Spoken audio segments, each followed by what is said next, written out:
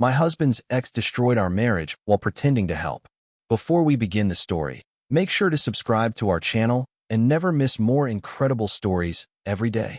My husband looked at me like I was the liar, and his ex stood behind him holding a casserole dish. That was the image that stayed with me when everything else blurred. The front door still open, cold air coming in, Noah's face hard in a way I had never seen before, and Vanessa wearing that soft, concerned expression she used when she wanted to look gentle in other people's pain. She had one hand under a glass baking dish covered in foil, like she was dropping off comfort instead of standing inside the wreckage of my marriage. "Claire," Noah said, jaw tight. "Why would Lily say you told her Vanessa ruins everything?" I remember laughing once, not because anything was funny, but because I was so stunned my body did not know what else to do. Because I didn't. Vanessa lowered her eyes. I told her not to repeat it. She was upset. That was how she always did it. Never an accusation. Never a direct strike. Just a sad little offering laid neatly at Noah's feet, and somehow I became the one stepping on glass. For 3 years I had tried to be the woman who made things easier. I married a man with a child and an ex-wife and told myself maturity meant flexibility. It meant smiling at awkward soccer games, splitting holidays without drama, saying yes when Vanessa asked to swap pickup times because Lily's had a hard week. It meant swallowing the tiny discomforts because children noticed tension, and I did not want to be another adult making Lily's world feel unstable. Noah used to love that about me. He used to take my face in both hands and say, "You have no idea how much peace you brought into my life." That night, standing in our foyer while Vanessa held baked pasta like a prop and Noah waited for me to defend myself against words I never said, I realized peace can be used against you. If everyone depends on you being calm, kind, reasonable, then the first time you insist something is wrong, you look hysterical by comparison. Lily was upstairs in her room. Mara had texted me 20 minutes earlier asking if I was okay because I had missed our call. My tea had gone cold on the kitchen counter. There were still shoes by the door from the ordinary day we were supposedly having. And suddenly my husband's ex was in my house again, explaining me to my own marriage. Then Noah asked the question that told me how far this had gone. He already believed her version before I opened my mouth. When I met Noah, he was exhausted in that quiet way decent men get exhausted. Not dramatic, not self-pitying, just worn down around the edges. He had been divorced for 2 years. Lily was 5. Vanessa, according to him, was better now than during the split, but still unpredictable. I heard that and filed it under normal. Divorces are messy. Co-parenting is hard. I was 31, not 19. I thought maturity looked like making room for complexity. Vanessa knew exactly how to reward that belief. The first time I met her, she smiled, reached out, and said, "I'm honestly just relieved Noah found someone warm. Lily needs warm people." It was such a graceful thing to say that I hated myself for feeling uneasy anyway. She had immaculate manners and a carefully unthreatening voice, like a woman narrating a home organization video. Even the way she stood suggested generosity. Not too close to Noah, not icy toward me, just composed. After Noah and I got married, she texted me things that made her seem collaborative. "Hope Lily's sweater still fits for Thursday. I can drop off the inhaler if you're home. Thanks again for being flexible." Little courtesies. Little bridges. I answered thoughtfully. I thanked her. I told Mara once, "Honestly, I think I got lucky. This could have been way worse." Mara had gone quiet in the way she did when she did not want to fight with me. "Maybe," she said. "The beginning of our marriage really was good. We had routines. Saturday pancakes, Lily's soccer on Sundays, grocery runs where Noah always forgot the list, and I always remembered the coffee. We were not glamorous people. We were the kind who argued about dishwasher loading and then laughed halfway through. Lily started leaving her crayons on our dining table like she belonged there. I loved that.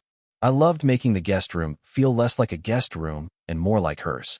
And Vanessa seemed to approve of all of it. Too much, maybe. She adores you.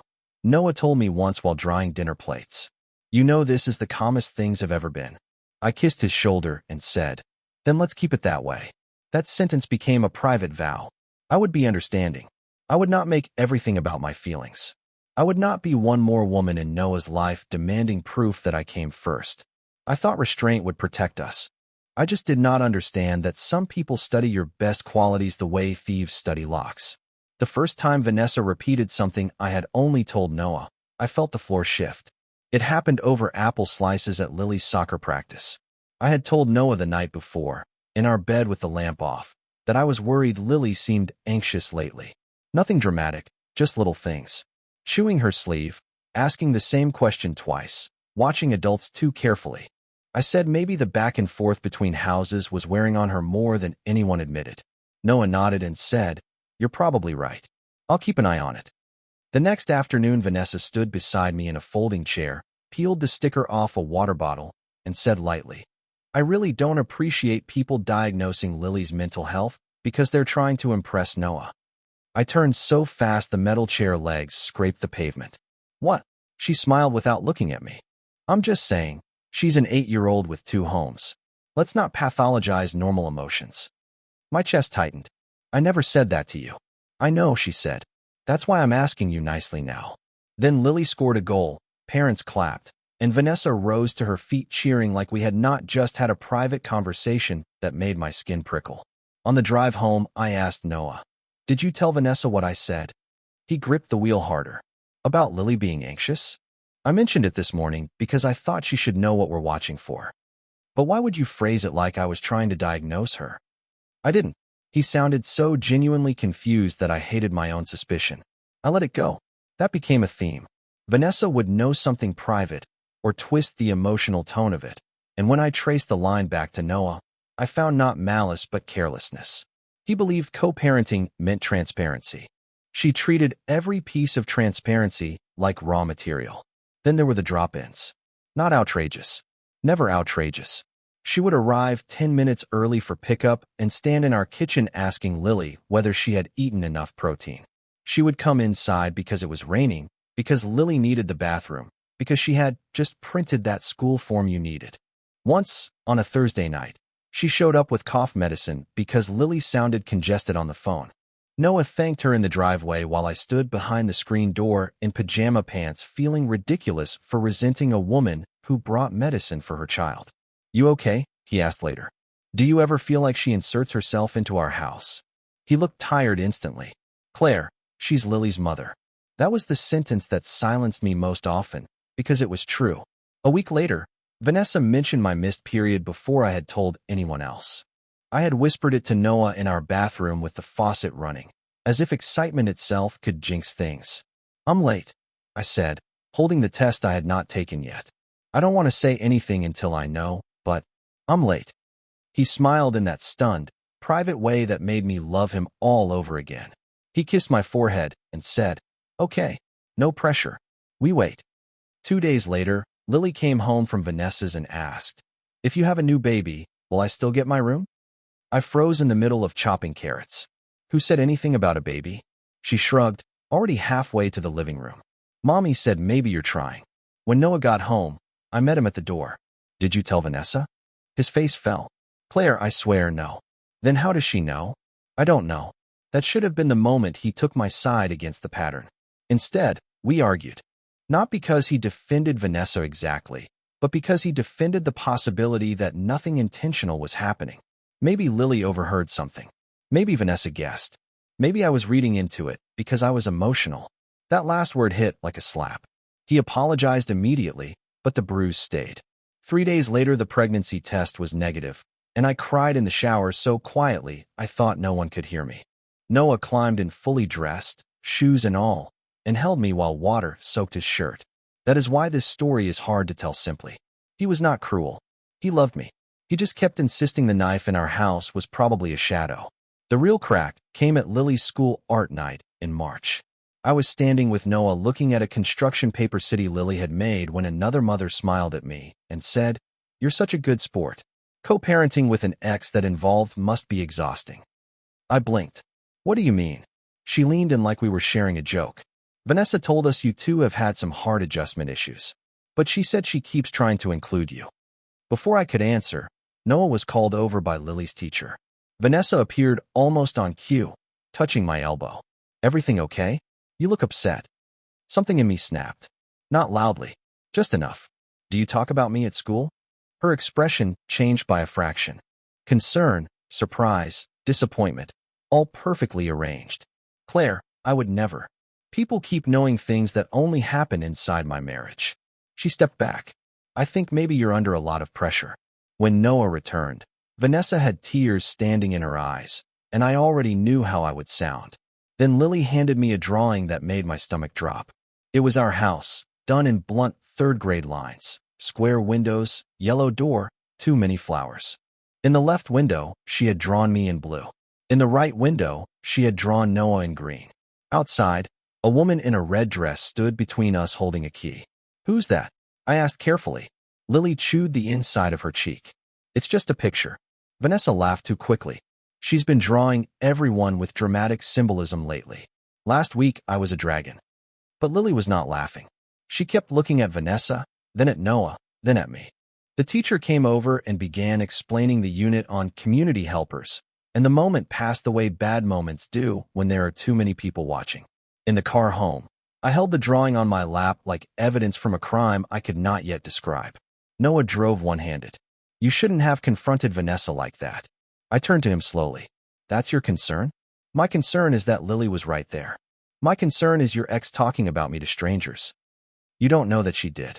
Then why did that woman at school say Vanessa told them I have adjustment issues? He exhaled hard. Maybe she was venting. Maybe you're not the center of some scheme. I stared out the window because if I kept looking at him, I would say something unforgivable. The worst part was not the disagreement. It was the shape of it.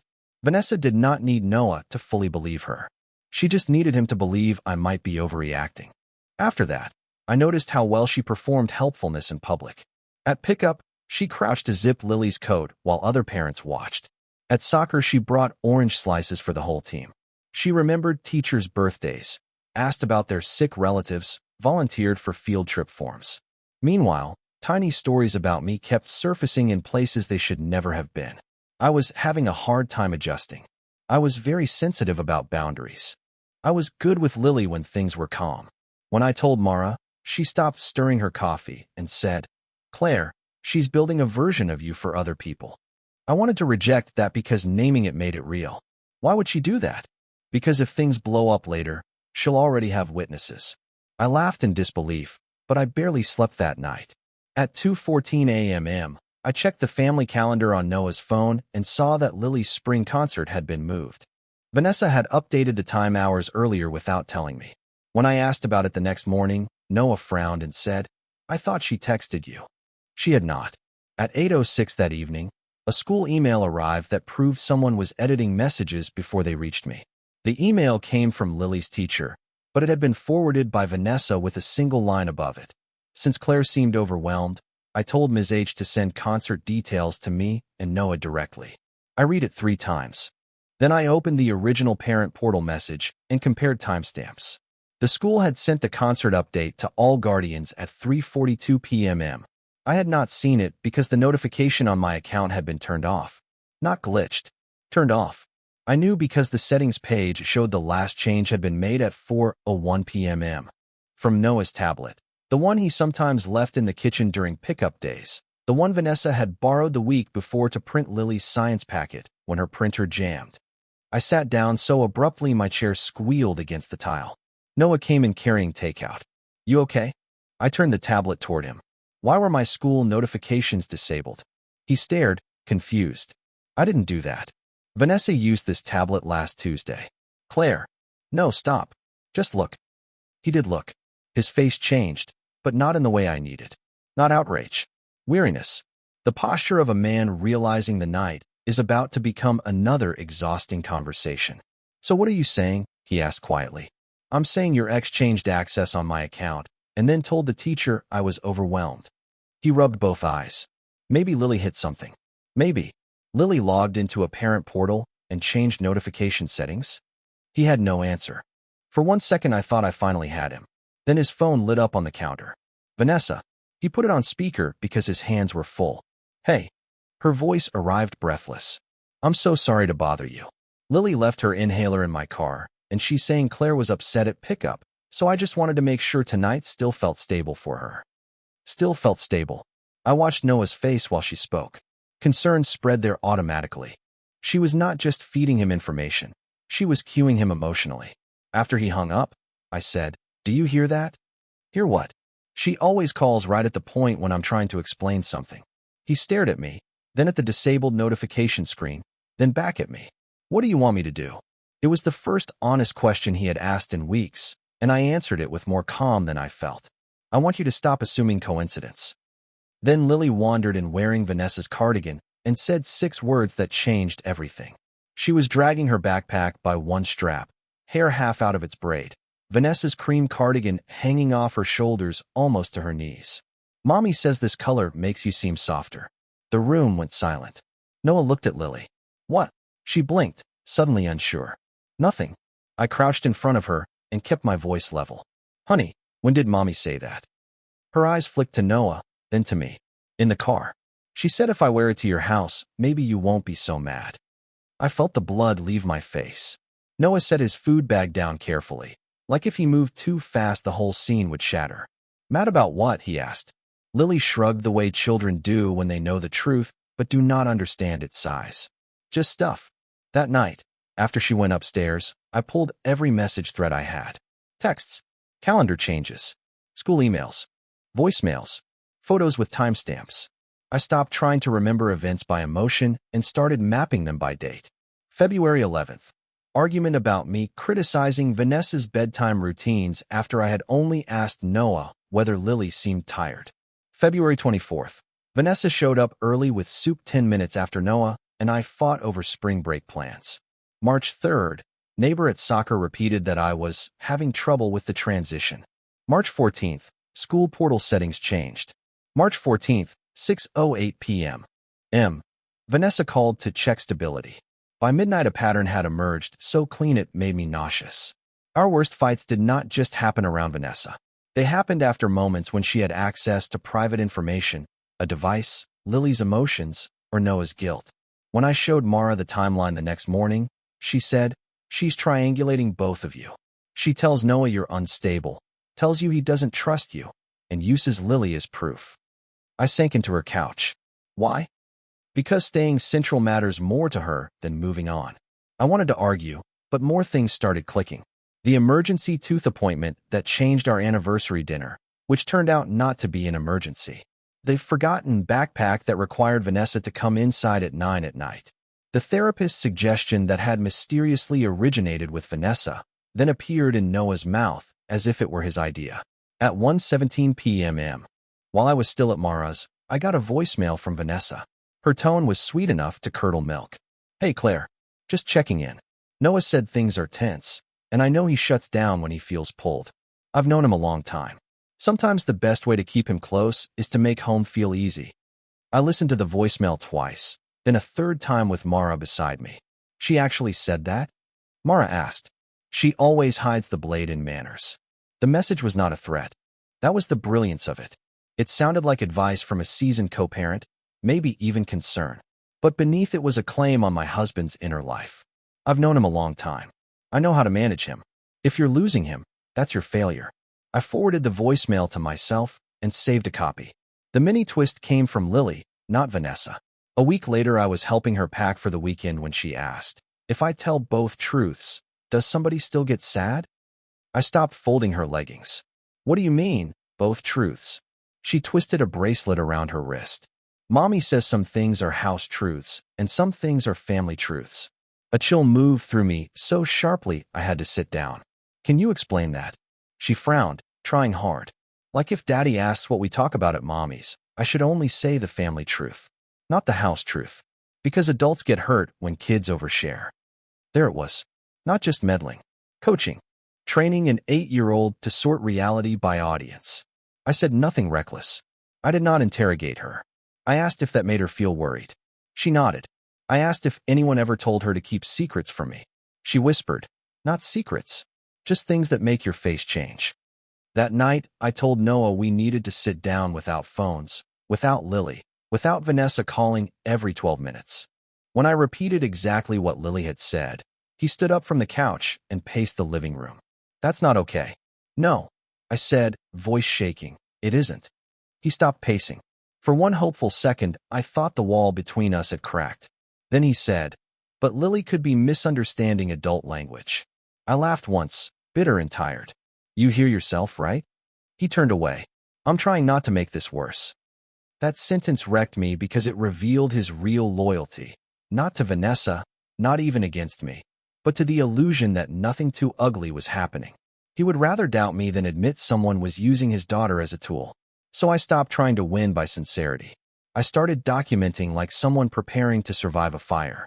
I bought a paper notebook because digital notes felt too easy to lose, too easy to call obsessive if Noah found them half-formed. On the first page, I wrote one sentence. Truth without records becomes a personality flaw. From then on, I logged everything.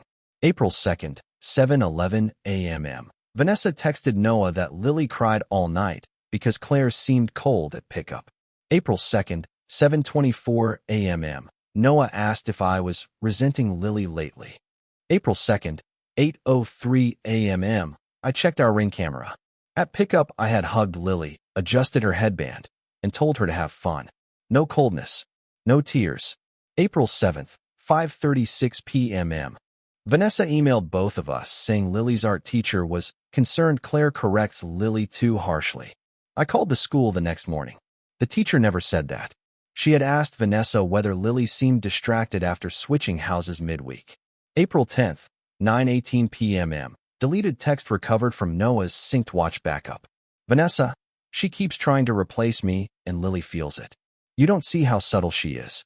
Noah had not answered, but he had not shown it to me either. That one made my hands shake. When I confronted him, he looked ashamed. I didn't reply. You also didn't tell me. Because every conversation about Vanessa turns into this. This meant me begging to be seen clearly. He sat on the edge of the bed and stared at the floor. Claire, I don't know what's true anymore. That sentence hurt more than outright blame would have. It meant the fog had spread from our logistics into our intimacy. If he could not tell what was true, then my love for him could also be recast as control, my restraint as passive aggression, my memory as distortion. We started sleeping turned away from each other. Not every night, just enough to notice. He became cautious around me, and caution in marriage feels like a door you hear locking from the inside. Still, there were flashes of the man I married. He brought me coffee on a Saturday and touched my back as he passed. He cried in the garage after Lily asked whether divorce happens twice. He was not heartless. He was splintering. Vanessa knew exactly where his guilt lived, and she pressed it like a bruise. The worst part was that by then I had enough proof to know I wasn't imagining things, but not enough to force him out of denial. I needed a moment too clear to explain away. Then Vanessa created one for me at Lily's spring recital. It was held in the elementary school cafeteria with cheap folding chairs and tissue paper flowers taped to the walls. Parents were filming badly. Children in white shirts whispered too loudly. It should have been harmless. Vanessa arrived early in a pale green dress and kissed Lily's hair like she was stepping into a commercial. "You look beautiful," she said, then turned to me with that polished smile. "Claire, thank you for remembering her folder. I know details can get overwhelming for you." I stared at her. "What?" She tilted her head, all innocence. "The music folder? Noah said you were flustered this morning." Noah, standing beside me, frowned. "I never said that." The smile on her face faltered for half a second, but only I seemed to catch it. Then she recovered. Maybe I misunderstood. Long week. It would have been small if she had stopped there. She did not. During intermission, Lily ran over to show us a paper flower she had made. I bent to hug her, and Vanessa said to another parent just loudly enough, "Transitions are hard. We're all trying to keep things calm for Lily." The woman gave me a pitying look. Something inside me went white hot. "Why do you keep talking about me like I'm unstable?" Conversation around us thinned. Noah grabbed my elbow. "Claire." Vanessa's eyes widened, then filled. "I'm not. I'm trying to support everybody." "No, you're narrating me." That was when Lily's teacher walked over, perfectly timed, carrying a stack of programs. Vanessa touched the teacher's arm and said, soft and shaken, "Sorry. Tensions have been high lately." I saw it then with brutal clarity. She did not just sabotage in private. She curated witnesses in public. Noah steered me into the hallway. "You cannot do this here." "I cannot do what? React to someone lying about me in front of strangers?" He lowered his voice. "You're proving her point." That sentence cracked something in my chest so deeply I had to lean against the cinder block wall. He saw my face and instantly looked horrified, but the damage was done. When we got home, I packed an overnight bag. Not because I had decided to leave for good, because I finally understood how easy it would be to disappear inside a story somebody else was writing about me. Mara answered on the second ring, and after listening for 4 minutes, she said exactly what I needed. "Come over," she said. "We're building the whole timeline tonight." Mara's dining table became a war room without ever feeling theatrical. That mattered to me. I did not want drama. I wanted order. She made tea, opened her laptop, and said, "Start with what can be proved, not what can be felt." So we did. We built 3 columns. Event, Vanessa's version, record. April 7th.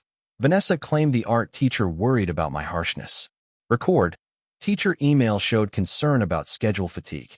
March 14th. Vanessa said I seemed overwhelmed, so she had the school route details away from me. Record, parent portal settings manually changed from Noah's tablet after Vanessa borrowed it. April 18th. Voicemail advising me how to keep Noah close. Record saved. April 22nd.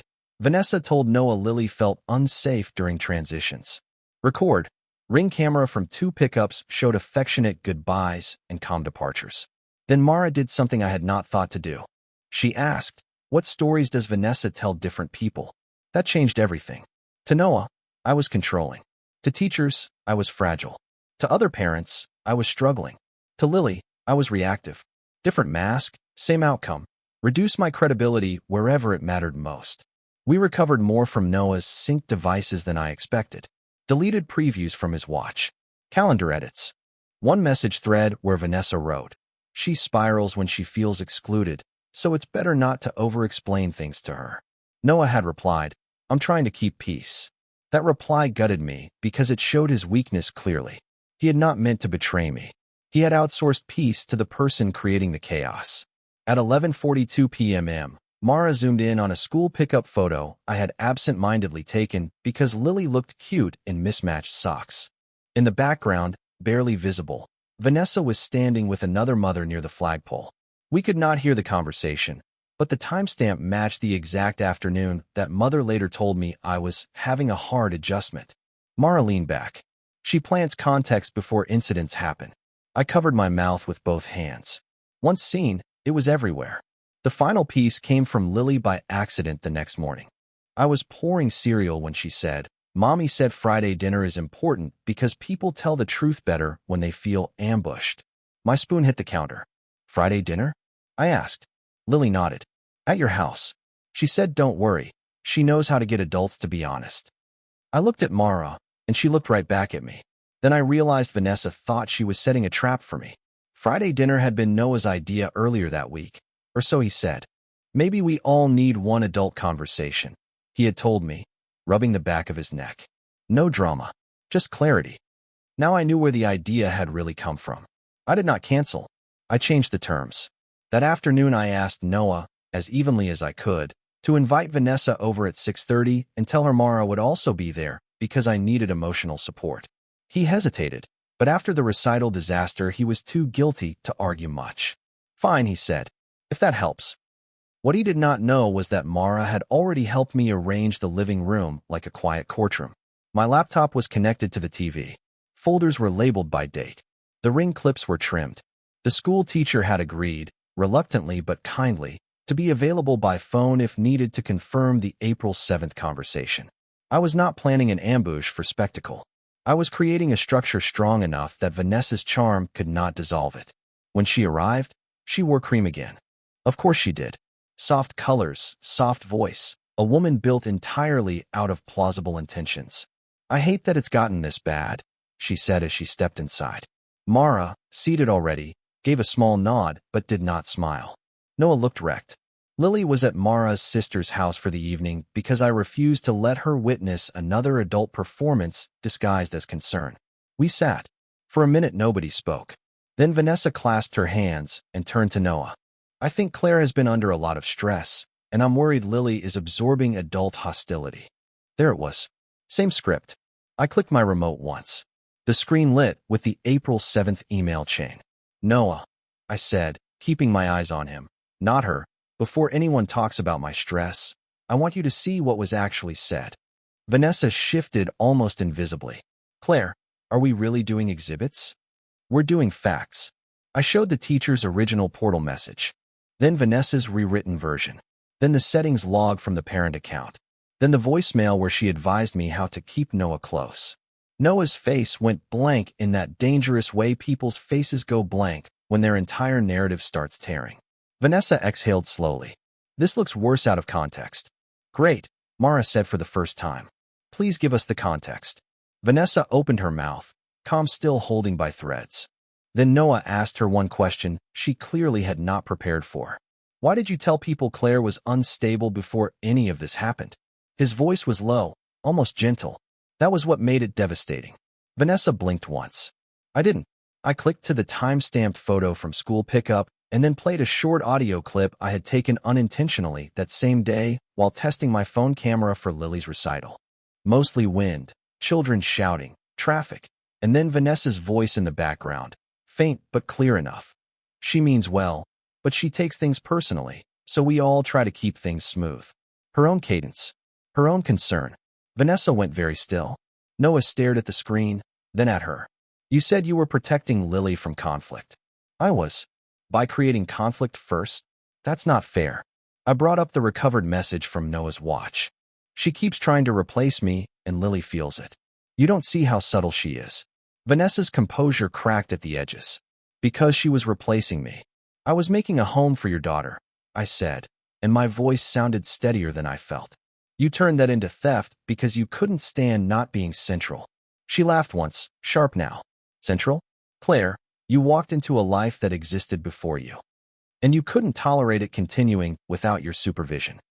Noah flinched like something had struck him. Vanessa. She turned to him, eyes bright with something no longer soft. You were drifting. Of course I intervened. You always drift when someone makes things too easy for you. Then you stop paying attention. There it was. Not a confession exactly, but the mask slipping far enough to reveal motive. This was never about Lily's stability alone. It was about relevance, control, the refusal to become background in the life she used to occupy. My phone rang. The teacher. I put her on speaker with permission and asked one question only. Did you ever say I was harsh with Lily? No, she said immediately. I said the schedule seemed tiring for her. That's all. Silence fell so hard it felt physical. And then the final blow came from the place Vanessa had hidden behind all year. From the hallway speaker, where Mara had been playing cartoons for background noise, Lily's voice message notification chimed. Earlier that afternoon, she had sent one by accident from Noah's old tablet. We pressed play. Lily's small voice filled the room. Mommy says if Daddy thinks Claire gets mad easy, he'll protect me better. But I don't like practicing. No one moved. Then, quieter, Lily added, can we not do Friday dinner if people are going to use their careful voices? I think something in Noah broke then, not loudly, but permanently. He sat down as if his legs had given out. He pressed both palms into his eyes and made the kind of sound grown men make only when grief and shame arrive together. Vanessa stood up too fast. She didn't mean it like that. Mara's answer was ice. She meant exactly what she said. For the first time since I had known her, Vanessa looked ordinary. Not polished. Not composed. Just cornered. She started reaching for explanations the way drowning people reach for air. Co-parenting was complicated. Lily misunderstood adult nuance. She had only been trying to keep Noah involved. She had sensed me resenting her. She had reacted badly because she was scared of being erased. Some of that was probably even true. That was the awful thing. Real fear had fermented into manipulation. But truth inside motive does not excuse cruelty in method. Noah looked up at her with a face I did not recognize. You used Lily. Vanessa's mouth trembled. I protected my place. In my life? He asked. In her life, she shot back, then realized too late that the correction revealed everything. What followed was not cinematic. No shouting that shook walls. No dramatic storming out. Just consequences beginning to line up. Noah told Vanessa all communication about Lily would go through a co-parenting app from now on. He said no more unscheduled drop-ins, no more private commentary about me, no more help that was really access. He would speak to Lily's therapist himself. He would document everything. Then he turned to me, eyes raw. Claire, I am so sorry. I believed he meant it. I also knew sorry was nowhere near enough. That night, after Mara took Lily back and the house finally fell silent, Noah asked if we could fix this. I looked at the couch where he had so often sat trying not to choose, and I realized my answer was no longer about love. It was about what surviving this had made impossible. I told him truth had found me too late to save our old life. I did not leave that night, and I did not stay in the old way either. For 2 months, Noah moved into the guest room. We found a couples therapist. We made rules. Nothing verbal about Vanessa unless it was written down later. Every school message shared immediately. Every custody change documented. Lily started seeing a child therapist who helped her understand that adults should never ask children to manage truth for them. The practical steps mattered because trauma loves vagueness. Boundaries need shape. People always want the clean ending. Did the marriage survive? The honest answer is, not as it was. Something too foundational had cracked. Love does not disappear just because trust does, but trust is the part that lets love rest. Without it, everything stays alert. Noah tried. I need to say that. He stopped minimizing. He owned the messages he had hidden. He admitted that Vanessa had always known how to tap his guilt, and that I had paid for his refusal to confront it sooner. Sometimes in therapy he cried before I did. Sometimes I looked at him and saw the man I married. Sometimes I looked at him and saw the man who watched me drown in plain sight, because calling it drowning felt too dramatic. In the end, I moved into a rental 10 minutes away with pale walls, secondhand bookshelves, and a tiny balcony where Basil somehow kept surviving me. Lily still visited. She sat cross-legged on my kitchen floor and drew without checking my face first.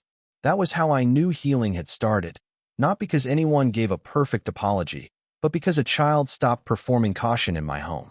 Noah and I are kinder now than we were at the end. Maybe one day that kindness will become something else. Maybe it won't.